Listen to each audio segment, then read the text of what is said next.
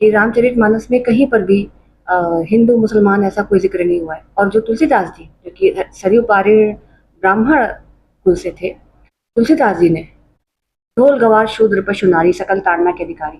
सबको पता है कि तुलसीदास जी का को अपनी पत्नी से ही क्या मिला था, अपमान मिला था, सबको मालूम है ये बात, जिसके कारण वो तुलसीदास हो गए। हालांकि वो उनके लिए वरदान सा, जो आपको उचित लगे वो ग्रहण कीजिए। संस्कृत महाविश्वविद्यालय के थे वो व्यक्ति, और उन्होंने कहा कि देखिए ताड़ना का अर्थ देखना होता है। सही बात बताई उन्होंने कही। हमारे यहाँ हम लोग कहते नहीं है आम भाषा में कि देखिए वो फलाने फलाने को ताड़ रहे हैं। ताड़ना, ताड़ने का अर्थ देखना भी होता है। और जब वो बात कर रहे हैं शूद्र की, तो वो निश्चित तौर पर वर्ण व्यवस्था के आधार पर नहीं, कर्म के आधार पर बात कर रहे होंगे। देखने का, क्योंकि शूद्रों का अर्थ क्या था? सेवा करना।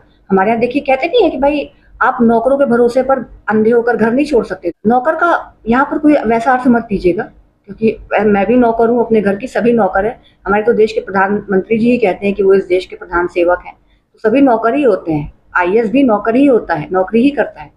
शूद्र का अर्थ क्या है? सेवा करने वाला सेवक, कोई भी सेवक।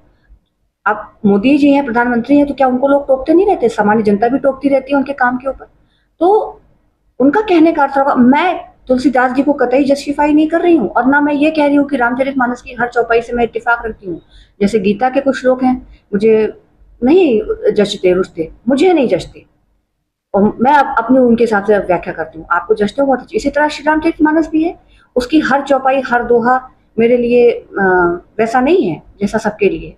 हर भारत मुगलों के अधीन था, क्या स्थितियां रही होंगी, क्या परिस्थितियां रही होंगी, और उन स्थितियों, और फिर तुलसीदास जी का अपना निजी अनुभव अपनी स्त्री को लेकर, उसको हटा भी दीजिए तो उस समय तत्कालीन स्थितियां, परिस्थितियां, सामाजिक, क्योंकि जब आप रामचरितमानस पढ़ेंगे तो आप इस बात को देखेंगे, गौर करेंगे कि बहुत कुछ रामचरितमानस में जो है वो एक तरह से उस समय की जो तत्कालीन सामाजिक परिस्थितियां रही होंगी उनके ऊपर भी प्रकाश डालता है, व्यंग्य करता है और सुधार की अपेक्षा करता है। उसमें उन्होंने उत्तम राजा है वो कैसा होना चाहिए, इसका भी उन्होंने वर्णन किया है।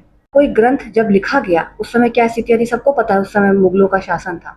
और तुलसीदास जी को भी ऐसे, जैसी मैंने कथाएं पढ़ी और इतिहास पढ़ा है, ऐसे बहुत से उनको प्रस्ताव आए कि वो कैसे अकबर के दरबार में नवरत्न थे, उसमें हर जात के लोग थे, ब्राह्मण थे, सब थे।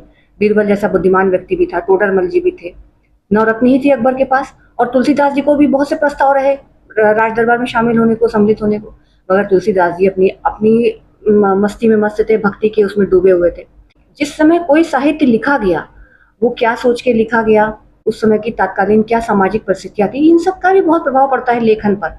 और लिखने वाले का अपना भी, कितना भी वो निष्पक्ष होकर लिखे, कुछ ना कुछ उसकी अपनी रुचि अभिरुचि और उसके अपने निजी अनुभव भी आ जाते हैं।